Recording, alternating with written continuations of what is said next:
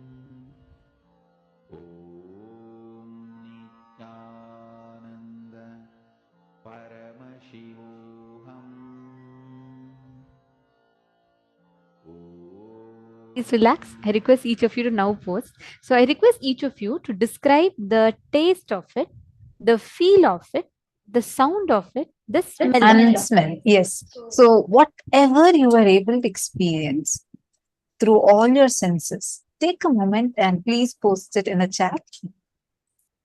This time you can't guess. Do not guess. Don't try to use your logic. Just see whatever is coming, just post it. What is the feeling you're having in your mouth? What is the smell that you're actually experiencing? Many times, I still remember once when I was doing the power of reading through the third eye, the objects. So we used to have various different ways of manifesting. So to train me, there were like different objects that were kept in front. And one of the kids, so I was blindfolded, and the person who was my partner, so that kid, she was actually having a bottle. It was a black color bottle, and inside that she had actually filled buttermilk. And I'm like, I'm trying to see through my third eye what it is, what it is. I couldn't see anything, but I could so strongly taste curd in my mouth. Like I'm telling curd, curd. She was laughing. She said, "No, tell me the color." I said, "I'm not able to see anything, but I very strongly experienced the taste of the curd." Then when I opened my eyes, it was actually a bottle which was having buttermilk inside it. So it's like we manifest through all our senses. We'll be able to actually experience it intensely. How many of you are understanding this? So you all can post what Many interesting answer, and I am seeing whoever puts my Lita Sege, the way you are manifesting powers, you're absolutely going in the right track. Because I always see you make it a point to describe it in detail. You don't just put one word answers. I've always seen you put like a long answer. That is the right way, because you start putting whatever is coming in detail. That is a very good way of manifesting it. Actually, I'll read out I'll show the answer, then I'll read out Ma Lita Sege's answer. You will see how your third eye shows you. If you would have just put a red cabbage as one word answer, it would have not necessarily been right. But because you have described it, I'll just show you how you have manifested it. Because the answer, the question that we just projected to all of you, this image that we projected to all of you, is a microscopic view of an apple. So the whole image that we showed you all just now is a microscopic view of apple.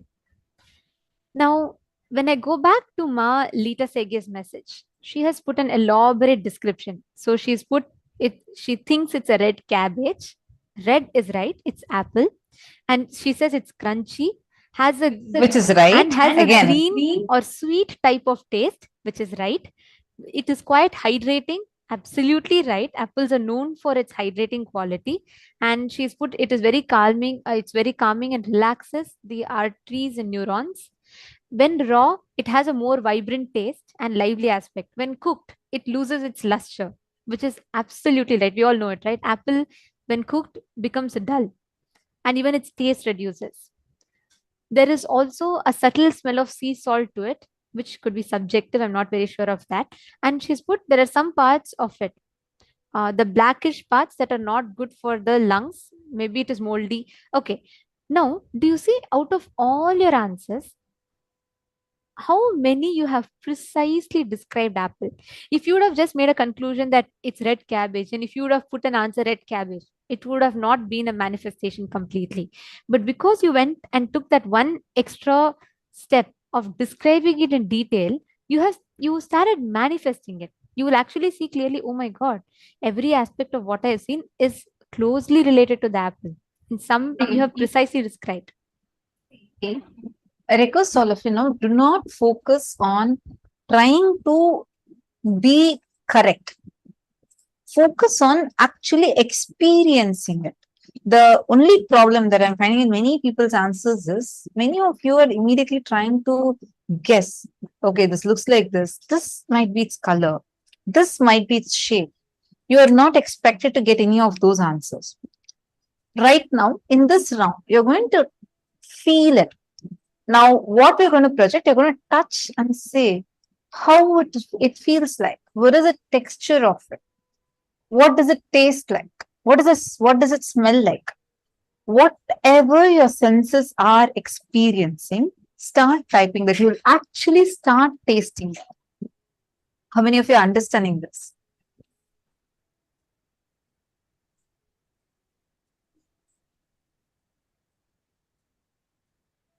Yes. So actually, I want to share my experience how I manifest this power.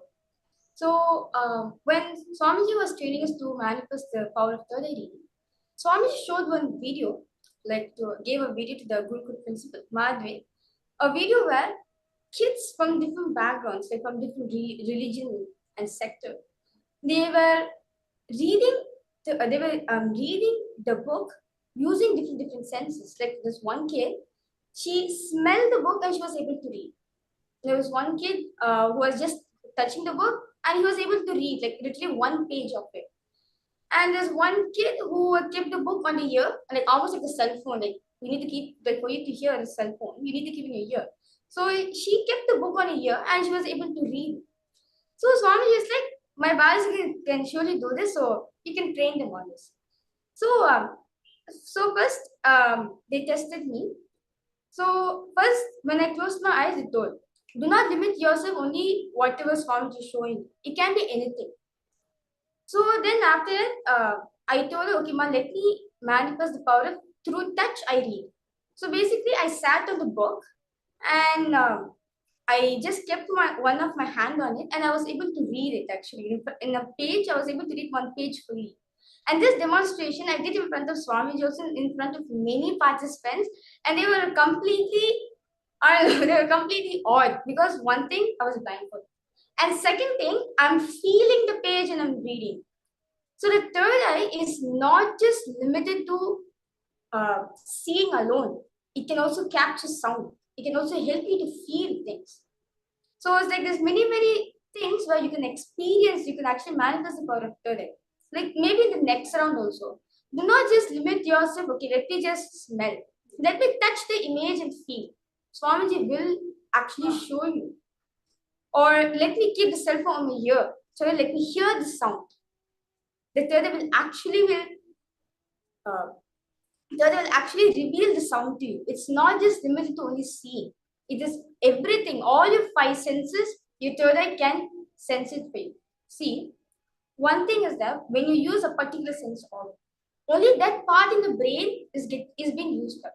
Like for example, when you're seeing something, only the visual cortex of the brain is being awakened, is being used up. But when there's no transmission happening, the visual cortex is just sleeping. But the third eye is not like that. When you do the power through your third eye, it is not just limited to the visual cortex alone. It awakens many other sectors in your brain. That's why Swamiji says, third eye is all about full brain activation. Either it's no brain activation or full brain activation. So through third eye, the area which captures sound in your brain, that also gets awakened. The visual cortex of brain also gets awakened. The sensory, the touch aspect in your brain also gets awakened. So when you manifest a third eye reading, do not limit yourself saying, okay, only Swamiji tells me, I'll be able to, only then I'm manifesting. Or Swamiji showing me something in images, I'm able to manifest something. No, do not limit yourself. It can be anything. So let's say the first thing we do in Gurukul is that when we manifest the power of third eye reading, we are not limited ourselves only to what Swamiji is showing. For some kids, Swamiji will show through sound. They'll be able to hear the word. Like there was one kid whom I was training with. I wrote the word ocean, and I gave it to her.